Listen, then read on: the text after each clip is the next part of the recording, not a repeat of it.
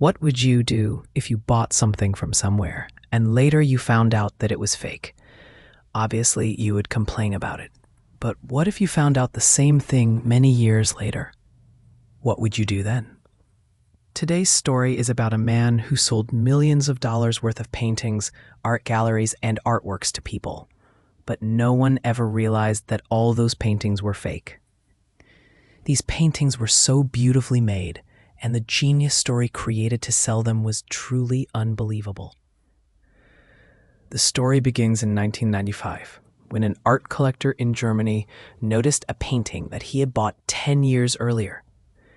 The painting was named Arigone and Mara, and its original painter was Jonas Molzahn, one of Germany's most famous painters. When the art collector looked closely at the painting, he started feeling suspicious about whether it was real or not. To clear his doubt, he sent the painting for scientific analysis. After a few days, the analysis report arrived, and exactly what he feared had happened. His suspicion was absolutely right. The painting was fake, and now he was furious that he had been cheated.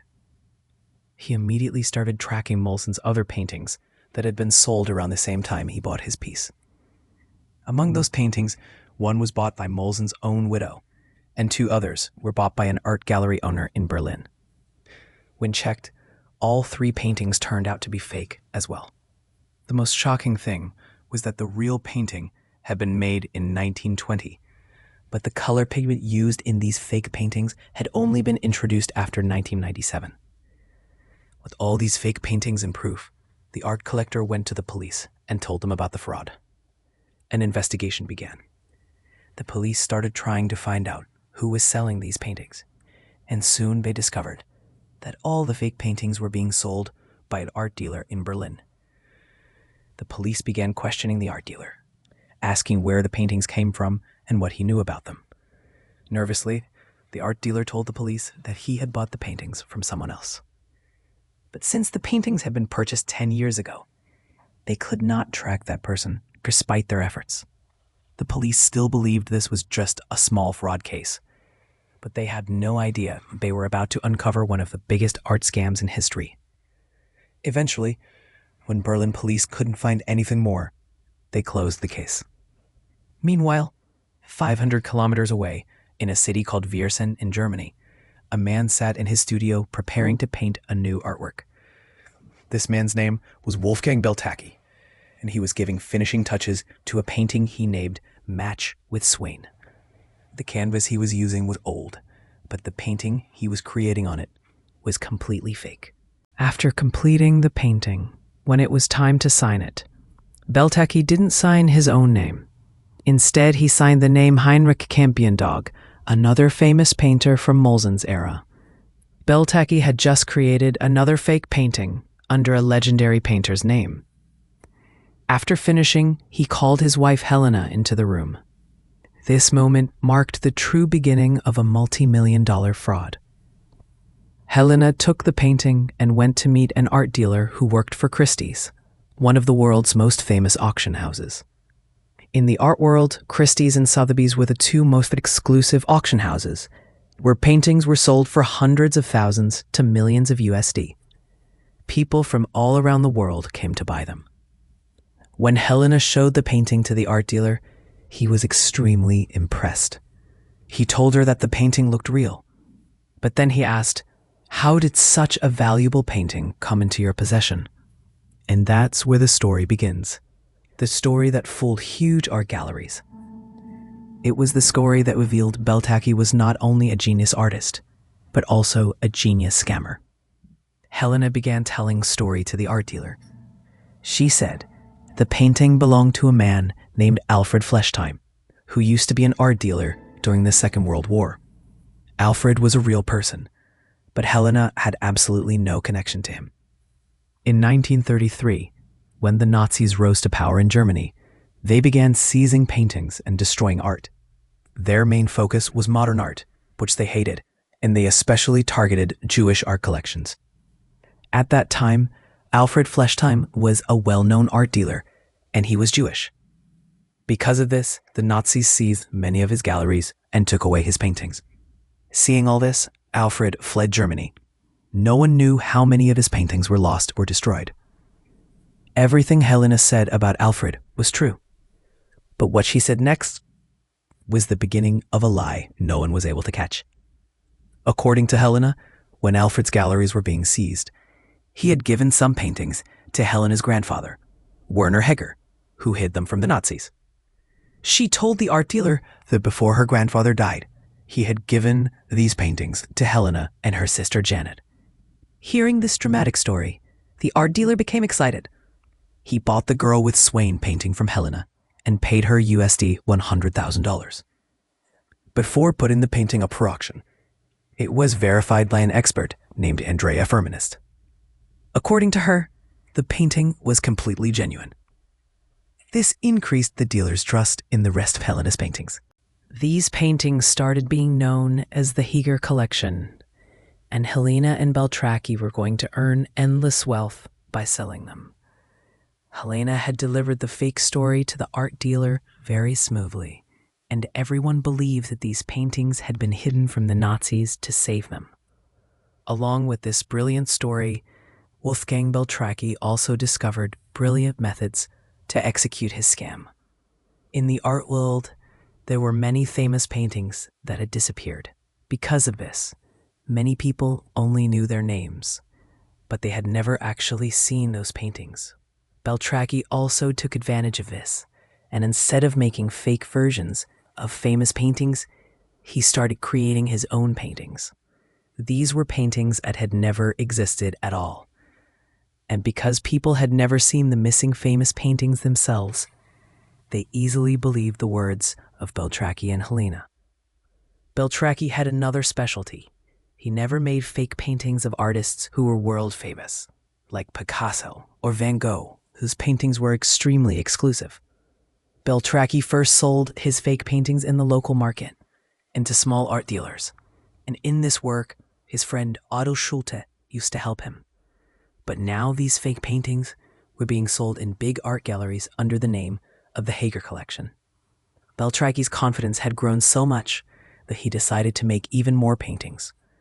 But around this time, he learned that the police were investigating the fake painting of Molzahn that had been sold 10 years earlier. As soon as he learned this, Beltracchi and Helena packed their belongings into a van and left Germany for southern France.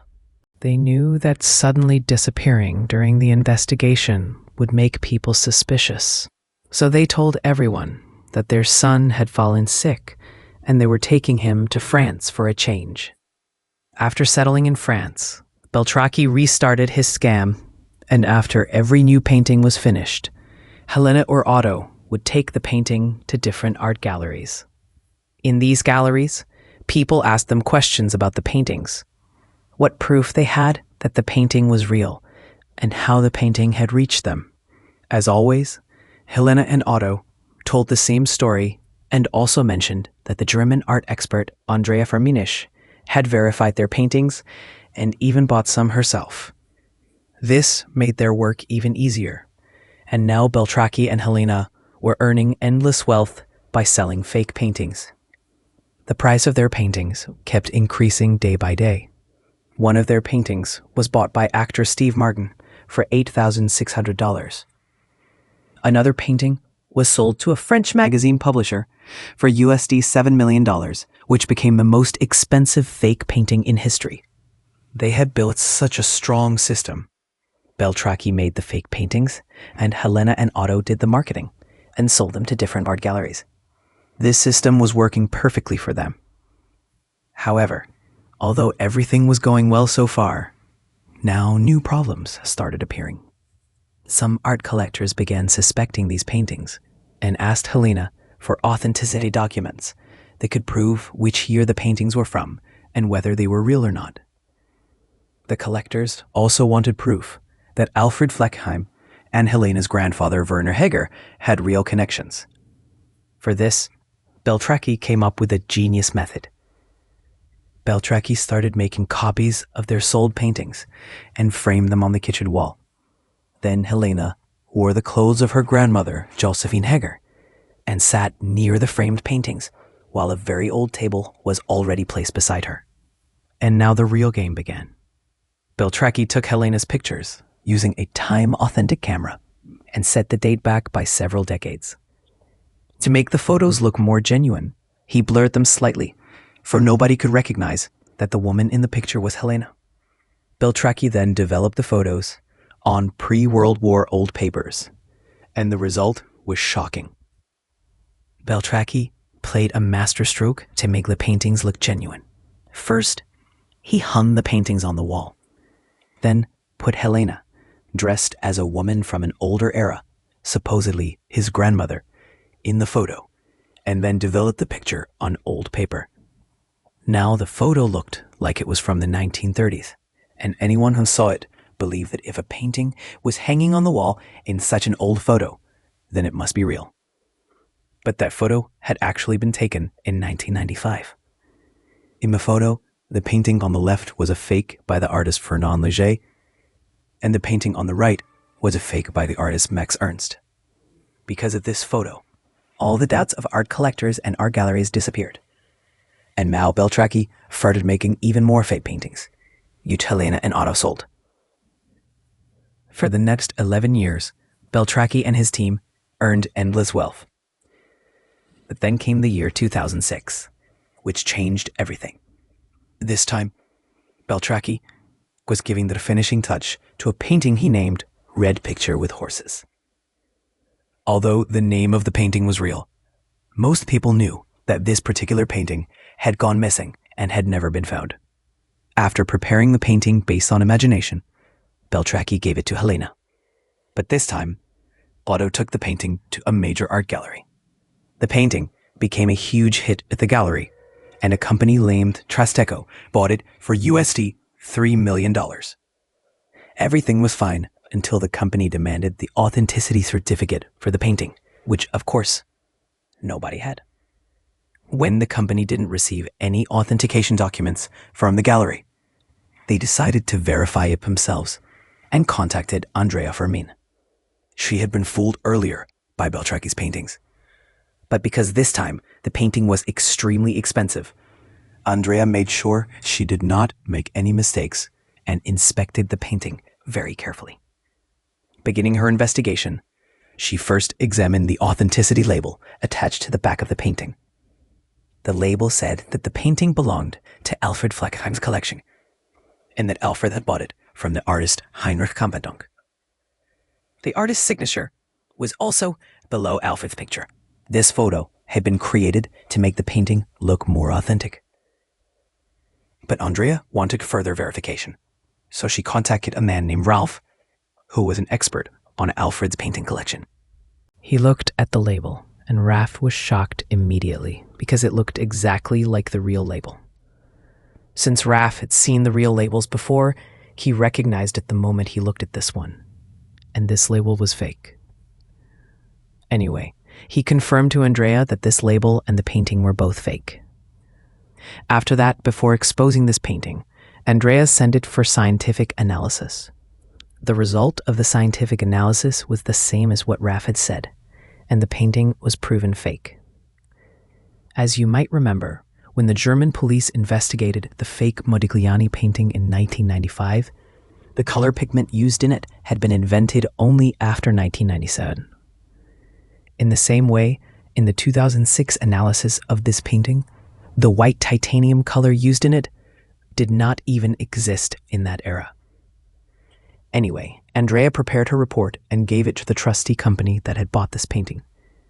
And as soon as they found out that this painting was fake, they filed a case against the art gallery to get their USD $3 million back. Meanwhile, Ralph started visiting different art galleries so that he could find paintings with the same label. And in just 2 weeks, he found 15 fake paintings from the Heger collection that had fake Alfred labels attached to them. Now, the truth of this story started coming out. And what they discovered was that when Alfred's art gallery was seized, Helena's grandfather, Werner Heger, was just a 14-year-old teenage boy who was preparing to join the Nazi army. This clearly meant that he hated Jews, and that Alfred and Werner were never friends at all. When Ralph realized that this was a very big fraud scandal, he collected all the fake paintings and went straight to the German police. the police registered a fraud case against an anonymous person. During the investigation, the police found out that the art gallery had bought the paintings from a man named Otto. And they also learned about Helena, who had been selling paintings to this art gallery before as well. Now Helena and Otto's phone calls started being tapped. And from here, the police first learned about Beltracchi, that he was the mastermind behind the scam and the fake paintings. By now, the German police had gathered enough evidence and started planning a raid on the homes of Beltracchi and Helena. Because Beltracchi was in France at that time, German police needed the cooperation of the French authorities. But since the courts in France were on holiday, there was no one available to help them in this case. During this time, German police also discovered that Beltracchi and Helena had property in Germany as well, and it was a luxurious mansion spread over many thousands of square feet. Completely unaware that the police were looking for them, Helena and Beltracchi arrived at this German house to spend their holidays.